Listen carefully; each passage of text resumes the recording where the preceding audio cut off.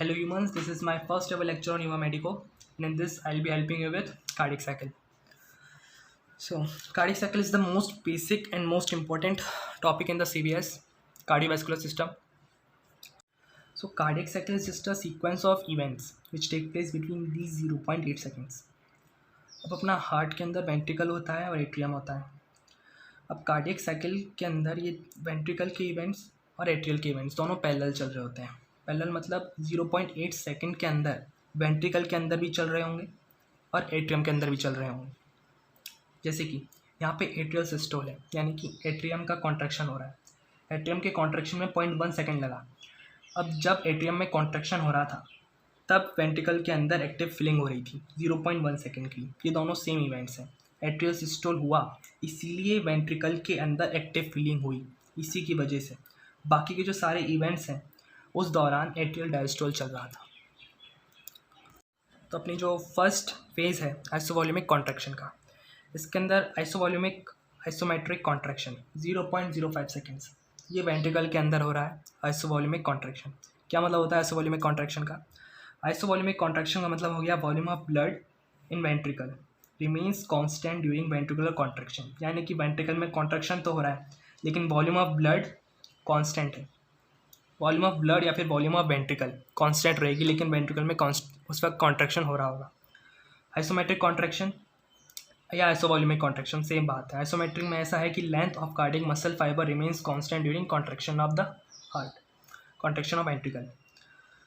Length of cardiac muscle change नहीं हुई लेकिन उनके अंदर कॉन्ट्रैक्शन तो हो रहा है. ऐसा कैसे हो रहा है? टेंशन बढ़ रहा है लेकिन वॉल्यूम सेम है तो कार्डियक मसल फाइबर की लेंथ भी सेम है. ऐसा करने से क्या होगा? ऐसा करने से प्रेशर बढ़ेगा. प्रेशर क्यों बढ़ाना है हमने? हम ये देखते हैं कि हमें प्रेशर क्यों बढ़ाना है. अपन ने बहुत सीधी सी बात देखी है फ्लूइड डायनेमिक्स के अंदर. ब्लड जो है एक फ्लूइड है, तो फ्लूइड डायनेमिक्स में अपन ने देखा था कि जो फ्लूइड है वो हाई प्रेशर से लो प्रेशर में जाएगा. अगर हम चाहते हैं कि जो वेन से आया हुआ ब्लड था वेंट्रिकल में, मतलब एट्रियम के थ्रू वेंट्रिकल में आ गया, उस वेंट्रिकल के ब्लड को अपन को आर्टरी में पहुंचाना है, तो आर्टरी में जितना ब्लड प्रेशर है अपने पास उससे ज़्यादा ब्लड प्रेशर होना चाहिए वेंट्रिकल में, तभी वेंट्रिकल से ब्लड जाएगा आर्टरी में. तो अपन को वेंट्रिकल का प्रेशर बढ़ाने के लिए अपन ने आइसोवॉल्यूमिक कॉन्ट्रैक्शन कराया. आइसोवॉल्यूमिक कॉन्ट्रैक्शन कराया जो कि 0.05 सेकेंड्स तक का था. अपन ने कॉन्ट्रैक्शन कराया आइसोवॉल्यूमिक जिसकी वजह से प्रेशर बढ़ा. प्रेशर बहुत रैपिडली बढ़ता है. ये प्रेशर अपन को तब तक बढ़ाना है जब वेंट्रिकल का प्रेशर आर्टरी के प्रेशर से ज़्यादा हो जाए, ताकि हमारे यहाँ पे प्रेशर डिफरेंस आए और जो ब्लड वेंट्रिकल के अंदर है वो आर्टरी में चला जाए. अगर अपन लेफ्ट वेंट्रिकल की बात करें तो 8 mmHg का प्रेशर हो जाएगा वेंट्रिकल के अंदर. डायस्टोल के बाद 8 mmHg का प्रेशर है. हमें इसको आयोटा के प्रेशर से, लेफ्ट वेंट्रिकल का जो ब्लड है वो आयोटा में जाता है, तो आयोटा के जो ब्लड प्रेशर है उससे ज़्यादा होना चाहिए. अब आयोटा का डायस्टोलिक ब्लड प्रेशर होता है 80 mmHg. अपन 120 80 पढ़ते हैं. 120 सिस्टोलिक प्रेशर और 80 डायस्टोलिक प्रेशर. तो वेंट्रिकुलर प्रेशर 4 to 8 mmHg का था पहले. आइसोवॉल्यूमेट्रिक कॉन्ट्रैक्शन करवाया ताकि जो आयोटा का प्रेशर है 80 mmHg उससे ज़्यादा हो जाए वेंट्रिकल के अंदर प्रेशर डिफरेंस हुआ, ब्लड वेंट्रिकल से आयोटा के अंदर जाएगा. या फिर राइट वेंट्रिकल के अंदर केस में पल्मोनरी आर्टरी के अंदर जाएगा. पल्मोनरी आर्टरी का प्रेशर होता है 8 to 10 mmHg. तो अपन ने आइसोवॉल्यूमेट्रिक कॉन्ट्रैक्शन की वजह से राइट वेंट्रिकल के अंदर जो प्रेशर था 4 mmHg का उसको अपन ने 10 mmHg से ज़्यादा कर दिया ताकि राइट वेंट्रिकल के अंदर से पल्मोनरी आर्टरी के अंदर ब्लड चला जाए. अब यहाँ पे जब वेंट्रिकल के अंदर आइसोवॉल्यूमेट्रिक कॉन्ट्रैक्शन हो रहा था जिसकी वजह से प्रेशर बढ़ रहा था, इस प्रेशर के बढ़ने की वजह से क्या हुआ, यहाँ पे जो वॉल्व्स हैं ये एट्रियो वेंट्रिकुलर वॉल्व हैं, यानी कि जो बाइकास्पिड वॉल्व है यहाँ पे, ये अंदर की तरफ बल्ज हो रहे थे. ये जब अंदर की तरफ बल्ज हुए यहाँ पर प्रेशर की वजह से, तो एट्रियम के अंदर प्रेशर बढ़ जाता है. तो अपन एक एट्रियल प्रेशर कर्व देखते हैं, आगे हम देखेंगे. ये से प्रेशर कर्व्स होते हैं, इसके अंदर ये है एट्रियल प्रेशर कर्व, ये सी वेव. इसको अपन नाम दिया है सी मतलब कॉन्ट्रैक्शन ऑफ द वेंट्रिकल. तो वेंट्रिकल के आइसोवॉल्यूमेट्रिक कॉन्ट्रैक्शन की वजह से जो एट्रिया के अंदर ये थोड़ा सा प्रेशर बीच में बढ़ा है ना, ये क्यों बढ़ा? क्योंकि जो बाइकास्पिड वॉल्व्स हैं ये अंदर की तरफ बल्ज हुए. तो ये जो वॉल्व्स हैं ये ज़्यादा अंदर बल्ज ना हो जाए इसलिए यहाँ पे नेचर ने लगा रखे हैं पेपिलरी मसल्स. तो पेपिलरी मसल्स जो होती हैं यहाँ पे ये कॉन्ट्रैक्ट करती हैं वेंट्रिकल की मसल्स के साथ. इनके कॉन्ट्रैक्शन से जो कॉडी टेंडन है ये पीछे की तरफ खिसकेंगे, ये यहाँ पे होंगे. इसकी वजह से क्या होगा, इनवर्ड बल्जिंग प्रिवेंट होगी। Papillary muscles contract with the ventricle to prevent their bulging into atria, prevent the bulging of atrioventricular walls in the atria, opening of semilunar walls. Aorta के अंदर 80 mmHg का प्रेशर था, ventricle का जो pressure था 80 mmHg से बढ़ गया, तो ये वॉल्स खुल जाएंगे, ब्लड जो है यहाँ पे जाएगा। अब आयोटा इलास्टिक आर्टरी होती है, बड़ी आर्टरी, इलास्टिक प्रॉपर्टीज़ भी हैं इसके अंदर। तो पहले यहाँ पे डिस्टेंशन होगा, इसके अंदर ब्लड यहाँ पे इकट्ठा होगा, उसके बाद ये आर्टरी इसके अंदर आगे कैरी ऑन होगा। तो अब दूसरा फेज़ है अपना वेंट्रिकुलर इजेक्शन, इसमें लगेगा 0.25 सेकेंड्स का टाइम। वेंट्रिकुलर इजेक्शन का क्या मतलब हो गया, जो वेंट्रिकल के अंदर ब्लड था इस वॉल्यूमेट्रिक कॉन्ट्रैक्शन के बाद वो इजेक्ट हो रहा है एओर्टा के अंदर या फिर पल्मोनरी आर्टरी के अंदर, यानी वेंट्रिकल से आर्टरीज के अंदर जो ब्लड जा रहा है उसको अपन बोलेंगे ejection, ejection of the blood from ventricle to the arteries.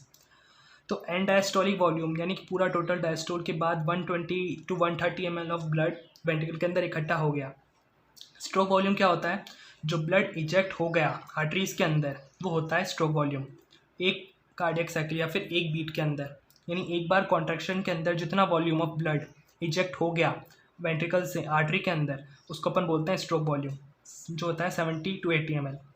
अब इजेक्शन फ्रैक्शन क्या होता है, fraction of and diastolic volume that is ejected, यानी कि एंड डायस्टोलिक वॉल्यूम जो 120 ml या फिर 130 ml था वेंट्रिकल में, उसमें से सारा तो नहीं जाता है आर्टरीज के अंदर, उसके अंदर से जितना ब्लड चला जाता है उसको अपन बोलते हैं इजेक्शन फ्रैक्शन। तो जो स्ट्रोक वॉल्यूम है वही निकलता है वेंट्रिकल के अंदर से, बाकी जो सारा ब्लड है वो एंड सिस्टोलिक वॉल्यूम के रूप में वेंट्रिकल के अंदर ही रहता है। तो 70 यानी कि स्ट्रोक वॉल्यूम जितना ब्लड चला गया अपॉन 120 इक्वल्स टू 0.6, ये हो गया इजेक्शन फ्रैक्शन, ये हो गया इजेक्शन फ्रैक्शन 0.6। अब इसके बाद वेंट्रिकुलर इजेक्शन यानी ejection of blood from ventricle to the arteries, इसको अपन दो पार्ट में डिवाइड कर सकते हैं। एक होता है रैपिड इजेक्शन जो स्टार्टिंग में होता है, उसके बाद होता है स्लो इजेक्शन, यानी ब्लड वेंट्रिकल से आर्टरी में तो जा रहा है लेकिन स्टार्टिंग के अंदर जो इजेक्शन था जो 70% ऑफ द स्ट्रोक वॉल्यूम, मतलब जो ब्लड बाहर निकला उसका 70% तो रैपिडली गया, बाकी का 30% स्लो गया। क्यों, इजेक्शन का मेन रीज़न था अपने पास प्रेशर डिफरेंस, फ्लूइड डायनेमिक्स अपन जो बात की थी कि प्रेशर डिफरेंस था जिसकी वजह से वेंट्रिकल से ब्लड आर्टरी में जा रहा था। स्टार्टिंग में प्रेशर डिफरेंस ज़्यादा था क्योंकि आयोटा के अंदर 80 था और अपने लेफ्ट वेंट्रिकल के अंदर अपन ने 80 से बढ़ता जा रहा था आइसोवॉल्यूमेट्रिक कॉन्ट्रैक्शन की वजह से, उस कॉन्ट्रैक्शन की वजह से अच्छा खासा प्रेशर डिफरेंस क्रिएट हुआ था। लेकिन अब जो ब्लड है वेंट्रिकल का वो आयोटा के अंदर जा रहा है, तो आयोटा के अंदर भी प्रेशर बढ़ रहा है और जो वेंट्रिकल कॉन्ट्रैक्शन वो धीरे धीरे कम हो रहा है, जिसकी वजह से प्रेशर डिफरेंस है वो कम हो रहा है।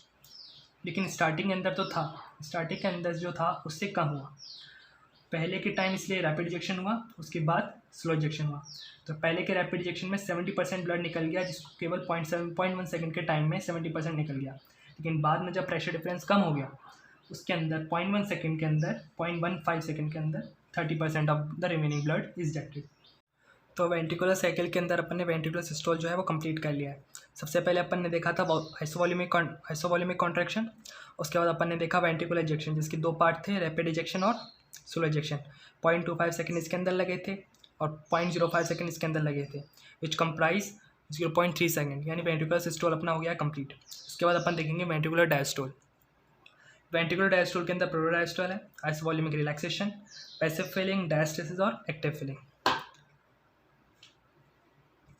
सो third phase of ventricular cycle is protodiastole, जिसमें 0.04 सेकंड लगेंगे। तो प्रोटोडायस्टोल के अंदर एक्चुअली डायस्टोल बहुत ज़्यादा सिग्निफिकेंट नहीं होता है। क्या होता है कि अपन ने एओर्टा के अंदर प्रेशर कर दिया 120 mmHg। कैसे हो गया, वेंट्रिकल के अंदर प्रेशर बढ़ाया था अपन ने आइसोवॉल्यूमिक कॉन्ट्रैक्शन से 80 mmHg तक पहुंचा, आयोटा के वॉल्व खोले, लेकिन आइसोवॉल्यूमेट्रिक कॉन्ट्रैक्शन उसी वक्त बंद नहीं हुआ था, आइसोवॉल्यूमिक कॉन्ट्रैक्शन। तो आइसोवॉल्यूमिक कॉन्ट्रैक्शन बढ़ा, 120 उसकी पीक थी, वहाँ तक पहुँचा। उसके बाद आइसोवॉल्यूमिक कॉन्ट्रैक्शन जो है वो ख़त्म हो गया और फिर डिक्रीज़ होना शुरू हो गया, तो 120 से नीचे आने लगा। अब वेंट्रिकल का प्रेशर तो आ रहा है 120 से नीचे, लेकिन आयोटा के अंदर नहीं आ रहा। आयोटा के अंदर यहाँ पे आर्टरी का डिस्टेंशन हुआ था जिसकी वजह से ब्लड यहाँ पे है, तो 120 से नीचे आएगा, लेकिन इतना रैपिड नहीं आएगा, इसका ज़्यादा रैपिडली आ गया। तो क्या होगा, आयोटिक प्रेशर 120, वेंट्रिकल का डिक्रीज हो गया। इसकी वजह से क्या होगा, backward flow of blood from aorta to the ventricle. Aorta के अंदर जो यहाँ पे ब्लड था, कुछ छोटा सा amount of blood will revert back to the ventricle, जो बाकी है ब्लड यहाँ पे, उसकी वजह से जो सेमिनोलर वॉल्व्स है, जो एयोटिक वॉल्व है, उनका क्लोजर हो जाएगा। Sudden closure of the semilunar valves of aorta या फिर pulmonary artery will cause the second heart sound which is known as dub. It sounds like dub. और अपन इसके अंदर एक दो इंपॉर्टेंट पॉइंट पढ़ते हैं। An incisura occurs in the aortic pressure due to backward flow of blood in the ventricle just before closure of aortic valve. An incisura यानी कि एयोटिक प्रेशर कर्व है। यहाँ पर प्रेशर 120 तक पहुँचा था, उसके बाद ये डिक्रीज़ हुआ। यहाँ पर एक इंसिजरा दिखाया गया, यानी कि यहाँ पे डिक्रीज़ हुआ अचानक से। ये क्यों हुआ, इसके लिए बोल रहा है occurs in the aortic pressure due to, यहाँ पे कर्व लिख सकते हैं, aortic pressure curve due to backward flow of blood into the ventricle just before closure of the semilunar valves. जो ब्लड है वो पीछे नहीं आता है, मतलब वो नहीं है, इसीलिए यहाँ पे वॉल्व्स होते हैं, लेकिन बहुत छोटा सा अमाउंट यहाँ पे निकल के वेंट्रिकल के अंदर आ जाता है। सेकेंड चीज़ है the large arteries store the blood and distend due to presence of elastic walls. The blood is then slowly release during ventricular diastole. यही बात है जो मैं कह रहा था, यहाँ पे डिस्टेंशन क्यों होता है आर्टरी का, ताकि बहुत ज़्यादा प्रेशर एकदम से आर्टरीज के अंदर ना जाए और डैमेज अपन प्रिवेंट कर सकें। So fourth phase of the ventricular cycle is isovolumic relaxation, just like the isovolumic contraction. तो उधर कॉन्ट्रैक्शन हो रहा था मसल का, इधर रिलैक्सेशन हो रहा है। इसको अपन आइसोमेट्रिक रिलैक्सेशन भी कह सकते हैं। क्या है कि volume of the blood in the ventricle remains constant, however the ventricle is relaxing. Muscle of ventricle is relaxing, मतलब वेंट्रिकुलर रिलैक्सेशन हो रहा है, लेकिन जो वॉल्यूम ऑफ ब्लड है या फिर जो वॉल्यूम ऑफ वेंट्रिकल है वो कांस्टेंट है। ऐसा क्यों हो रहा है, ताकि हम प्रेशर कम कर पाएँ। हम प्रेशर कम कर देंगे तो एट्रियम, क्योंकि अपन चाहते हैं कि एट्रियम से जो ब्लड है वो वेंट्रिकल के अंदर आ जाए, तो उसके लिए वही बात है, एट्रियम का जो प्रेशर है वो वेंट्रिकल के प्रेशर से ज़्यादा होना चाहिए। तो एट्रियम का प्रेशर जनरली 2 to 4 या फिर 8 तक आ जाता है अपन, अगर एट्रियल में सिस्टोल हुआ है तब। तो उससे कम करने के लिए अपन को यहाँ पे वेंट्रिकल का प्रेशर डिक्रीज़ करना पड़ेगा, जिसके लिए अपन ने करवाया आइसोवॉल्यूमिक रिलैक्सेशन। तो ventricular pressure will decrease rapidly. अब लेफ्ट वेंट्रिकल का अगर अपन एग्जांपल है, तो लेफ्ट वेंट्रिकल का प्रेशर 80 mmHg पे है अगर, मतलब ये अपन ने बोल दिया कि जब वॉल्व्स क्लोज हो गए, सेमिनोलर वॉल्व्स क्लोज हुए, 80 तक अपन ने पहुँचा दिया था उसको। फिर 80 तक पहुँचने के बाद आइसोवॉल्यूमिक रिलैक्सेशन हुआ है, 0.06 सेकेंड का टाइम लगा, और ये पहुँच जाएगा 2 to 3 mmHg, ताकि एट्रियम के प्रेशर से नीचे हो जाए। एट्रियम का 2 से 4 mmHg का प्रेशर होता है, उससे छोटा, उससे कम लेके आ जाए अपन प्रेशर को, ताकि प्रेशर डिफरेंस क्रिएट होए और एट्रियम का जो ब्लड है वो वेंट्रिकल में आ जाए। इसके लिए अपन ने करवाया आइसोवॉल्यूमिक रिलैक्सेशन। जो फिफ्थ फेज होती है वो होती है पैसिव फिलिंग की।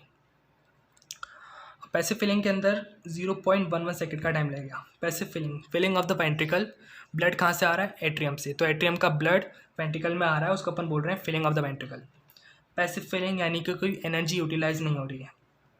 एट्रियम का डायस्टोल चल रहा था इन सारे इवेंट्स के दौरान। हमने आपको बताया था स्टार्टिंग के अंदर कि जो एट्रियल का सिस्टोल था और एट्रियल का डायस्टोल था, एट्रियल का सिस्टोल 0.1 सेकेंड का था, एट्रियल का डायस्टोल 0.7 सेकेंड का था। बहुत बड़ा डायस्टोल है इस टाइम में सारे इवेंट्स चल रहे हैं।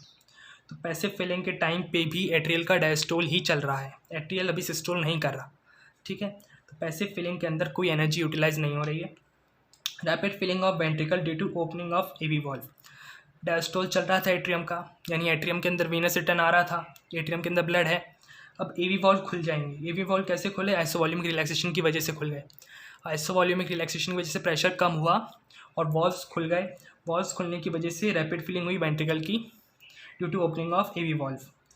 High atrial pressure is due to venous return during atrial diastole.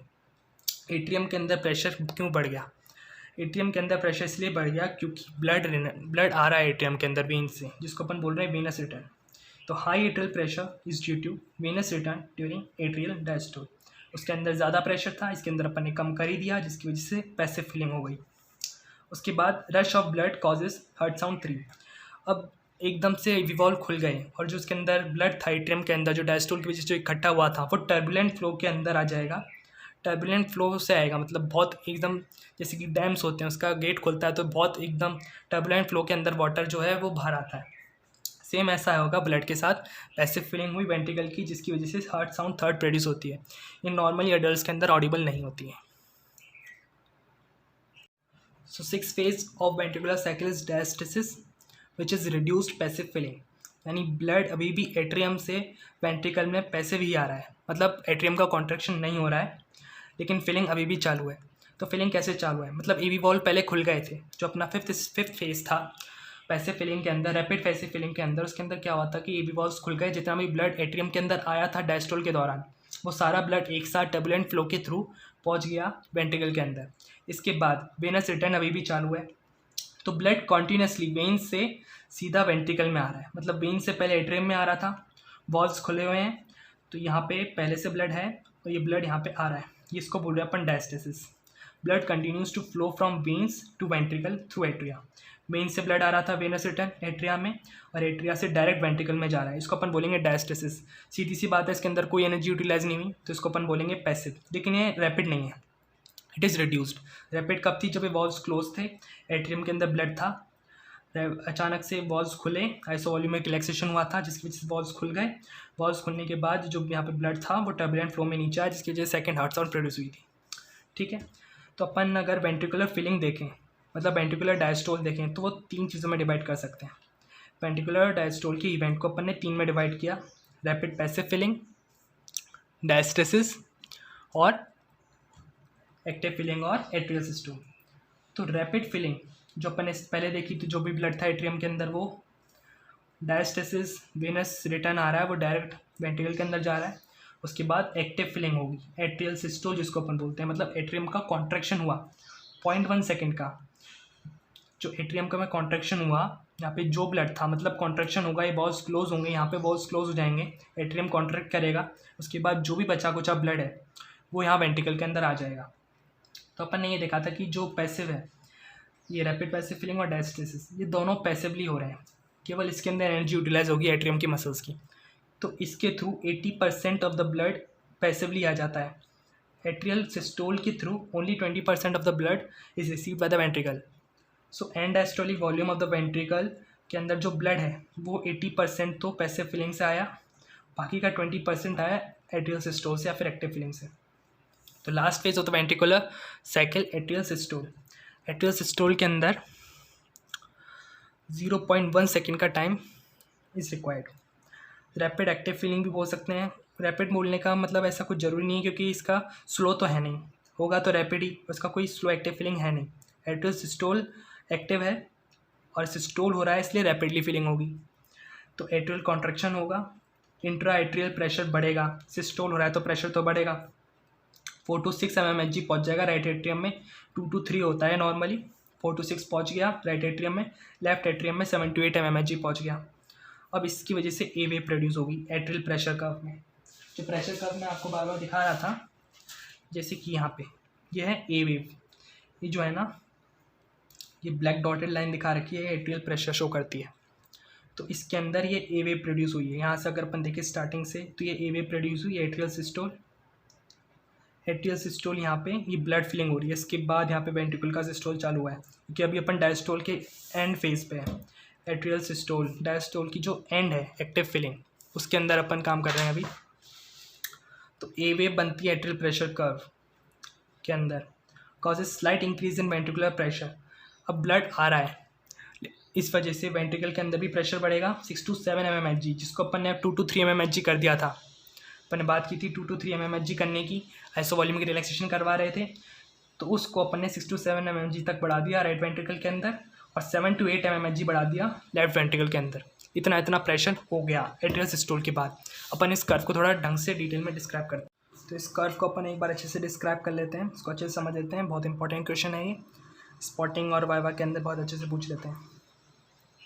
तो अपन किसी पॉइंट से शुरू करते हैं। कार्डियक साइकिल को अपन ने रिप्रेजेंट कर रखा है ग्राफिकली। प्रेशर, यहाँ पे प्रेशर की लाइनिंग दिखा रखी है, और ये वॉल्यूम है, ये तीनों इवेंट्स ऑफ कार्डियक साइकिल अपन ने लेफ्ट वेंट्रिकल को यहाँ पे ले रखा है। लेफ्ट वेंट्रिकल से ही अपन ने पढ़ा है। कार्डियक साइकिल वेंट्रिकल में पढ़ लो, एट्रियम में पढ़ लो, बात एक ही है, लेकिन अपन वेंट्रिकल के अंदर जो थोड़े कॉम्प्लेक्स और इवेंट्स को ज़्यादा डिस्क्राइब कर रखा होता है, इसलिए अपन वेंट्रिकल का पढ़ते हैं।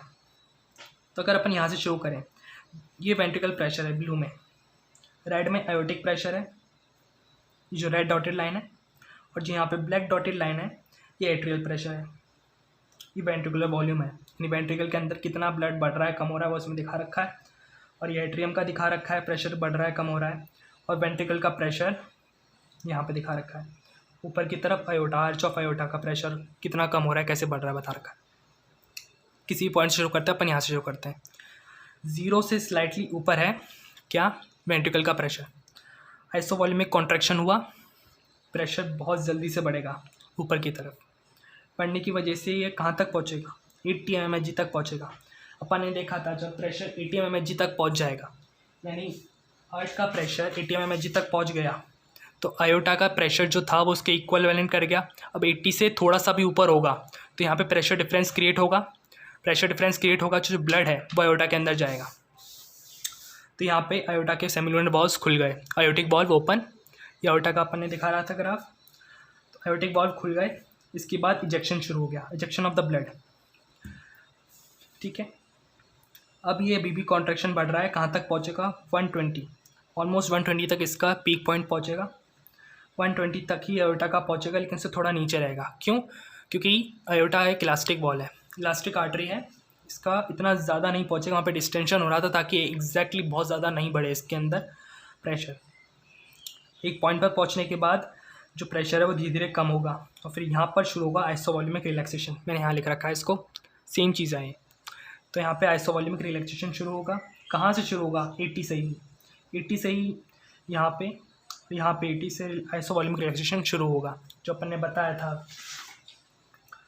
अब ये इजेक्शन, आइसोवॉल्यूमिक रिलैक्सेशन ये ख़त्म हुआ, उसके बाद ये वेंट्रिकल की फिलिंग शुरू हो गई। ये तीनों वेंट्रिकल के सिस्टोल हैं, मतलब डायस्टोल है, सॉरी। ये वेंट्रिकल का सिस्टोल है, इजेक्शन जो चल रहा था, ये वेंट्रिकल का डायस्टोल है। आयोटिक वॉल्व क्लोज, क्यों हुए क्लोज, क्योंकि ये तो कम हो रहा है, ये 80 तक पहुंच गया, लेकिन ये 80 तक नहीं पहुंचा था अभी। तो यहाँ पे सेमिलुनर वॉल्व्स क्लोज हो गए, आयोटा के वॉल्व क्लोज हुए। उसके बाद यहाँ पे आइसोवॉल्यूमिक कॉन्ट्रैक्शन शुरू हो गया, रिलैक्सेशन शुरू हो गया, क्योंकि आयोटा के वॉल्व क्लोज हैं। और एट्रियम का जो प्रेशर है वो कितना कम है, इतना कम प्रेशर को इसको मीट करना है। यहाँ से प्रेशर डिफरेंस बनाने के लिए छोटा सा प्रेशर डिफरेंस बनेगा यहाँ पे। जब तक नहीं बनेगा तब तक एट्रियम का जो ब्लड है वो वेंट्रिकल के अंदर नहीं आएगा, तब तक यहाँ पे आइसोवॉल्यूमिक रिलैक्सेशन हुआ। जो वेंट्रिकल का प्रेशर था वो ऑलमोस्ट 0 तक पहुँच गया, 0 से थोड़ा सा ऊपर है। इसके बाद यहाँ पे प्रेशर डिफरेंस क्रिएट हुआ, फिर इसके बाद फिलिंग शुरू हो गई, मतलब एट्रियम से ब्लड आने लग गया इसके अंदर। और फिर एक ये छोटा सा यहाँ पे जो बल्ज है किस लिए हुआ, क्योंकि एट्रियम के अंदर सिस्टोल हुआ। सिस्टोल की वजह से बहुत ज़्यादा प्रेशर से रैपिड एक्टिव फिलिंग हुई, जो लास्ट फेज अपन ने पढ़ी थी। एट्रियल सिस्टोल की वजह से रैपिड एक्टिव फिलिंग हुई, किसकी, वेंट्रिकल की फिलिंग हुई। जो ब्लड था वो इसके अंदर आया और एक कर्व बन गया। अब अपन यहाँ पे देखते हैं आयोटा का, जैसे अपन ने देखा यहाँ पे 80 पे खुले थे इसके वॉल्व्स, प्रेशर बढ़ा, कम हुआ, वॉल्व्स बंद हो गए। उसके बाद एक इंसिजुरा अपन ने बताया था। इंसिजुरा क्यों आया था, क्योंकि थोड़ा सा ब्लड अंदर आ गया था प्रोटोडायस्टोल के टाइम पे, और एक बल्जिंग हुई थी। फिर उसके बाद अपन ने ये जो आयोटा का प्रेशर है डिक्रीज़ होगा, कॉन्स्टेंटली डिक्रीज़ हो रहा है। वो जो डिस्टेंडेड ब्लड अपने डिस्टेंडेड आर्टरी थी, मतलब आयोटा जो डिस्टेंड हो चुकी थी उसके अंदर ब्लड फिल हो गया था, यहाँ पे ये डिस्टेंड हो गई थी। तो यहाँ पे जो ब्लड था वो धीरे धीरे रिस के जा रहा है, मतलब इतना भी रिस के नहीं, मतलब एक स्लो रेट से जा रहा है, लेकिन धीरे धीरे जा रहा है, जिसकी वजह से यहाँ पे धीरे धीरे प्रेशर जो है कम होगा। कहाँ तक पहुँचेगा, 80 mmHg तक, और उसके बाद दोबारा से साइकिल रिपीट होगी। अगर अपन एट्रियल का प्रेशर देखें तो यहाँ पर अगर यहाँ पे देखें स्टार्टिंग से, वेंट्रिकल अपन ने बोला था कि मिटल वॉल्व अंदर की तरफ बल्ज होते हैं, जिसकी वजह से कर्व आता है। इस कर्व को अपन बोलते हैं सी वेव। ये सी वेव एक्चुअली होती है थोड़ा सा तो ब्लड वेंट्रिकल का, जब वेंट्रिकल कॉन्ट्रैक्ट हुए, स्टार्टिंग में जब वेंट्रिकल कॉन्ट्रैक्ट हुए तो थोड़ा सा ब्लड एवी वॉल्व के थ्रू अंदर चला गया एट्रियम के अंदर। और दूसरा रीज़न, जो मेन रीज़न है, मतलब सी वेव के 2 रीज़न है। पहला रीज़न, कुछ ब्लड एट्रियो वेंट्रिकुलर वॉल्व के थ्रू अंदर चला गया, और जो दूसरा रीज़न, जो मेन रीज़न है, जो ज़्यादा बड़ा रीजन है वो ये है कि जो बल्ज हुए मिटल वॉल्व जो यहाँ पे थे वो इनवर्डली बंज हुए, जिसको रोक रखा था कॉडी टेंडनी और अपने मसल्स ने, पेपिलरी मसल्स ने। तो उसकी वजह से सी वेव प्रोड्यूस हुई, एट्रियम के अंदर बल्ज हुए, जिसकी वजह से एट्रियम का प्रेशर बढ़ गया, तो ये सी वेव प्रोड्यूस हुई। ए वेव क्यों प्रोड्यूस हुई, एट्रियल सिस्टोल है, सीधी सी बात है। एट्रियल सिस्टोल हुआ है तो वहाँ पे मतलब एट्रियम का कॉन्ट्रैक्शन हुआ है तो उसका प्रेशर तो बढ़ेगा, तो इसकी वजह से ए वेव हो गई। वी वेव एक्चुअली फिलिंग है। जब यहाँ पे वेंट्रिकल का कॉन्ट्रैक्शन चल रहा था तब उधर एट्रियम का डायस्टोल चल रहा था, डायस्टोल के दौरान ब्लड आ रहा है, तो वी वेव बहुत धीरे धीरे जो है ब्लड फिल हो रहा है। वेंट्रिकुलर वॉल्यूम सीधी सी बात है, जहाँ पे फिलिंग हो रही है वेंट्रिकल की, यहाँ पे तो ब्लड का इंजेक्शन हुआ, तो वेंट्रिकुलर वॉल्यूम एग्जैक्टली धीरे से नीचे गई, और यहाँ पे कांस्टेंट लाइन दिखा रखी है, क्योंकि आइसोवॉल्यूमिक कॉन्ट्रैक्शन और आइसोवॉल्यूमिक रिलैक्सेशन आ रखा है यहाँ पे। इसकी वजह से कांस्टेंट लाइन दिखा रखी है एकदम सीधी, यहाँ पे कोई चेंज नहीं हुआ वेंट्रिकुलर वॉल्यूम में, लेकिन यहाँ पे वेंट्रिकुलर वॉल्यूम डिक्रीज़ हुई है। उसके बाद यहाँ पे फिलिंग चल रही है वेंट्रिकल की, तो यहाँ पे डिक्रीज़ हुआ, लेकिन यहाँ पे रैपिड फिलिंग हुई, रैपिड एक्टिव फिलिंग हुई एट्रियल सिस्टोल की वजह से, तो यहाँ पे एक ज़्यादा अपन को ऐसे दिखा रखा है पढ़ते हुए वेंट्रिकल वॉल्यूम को। उसके बाद दोबारा से वही स्टीप साइकिल रिपीट हो रही है यहाँ से। So this was all about the cardiac cycle. Actually it's not, मतलब पूरा तो नहीं कर सकते हम एट्रियल कार्डियक साइकिल को, मतलब कार्डियक मतलब कुछ नहीं, sorry. So this was all about the sequence of events in cardiac cycle. Hope you like my video. Thanks for watching.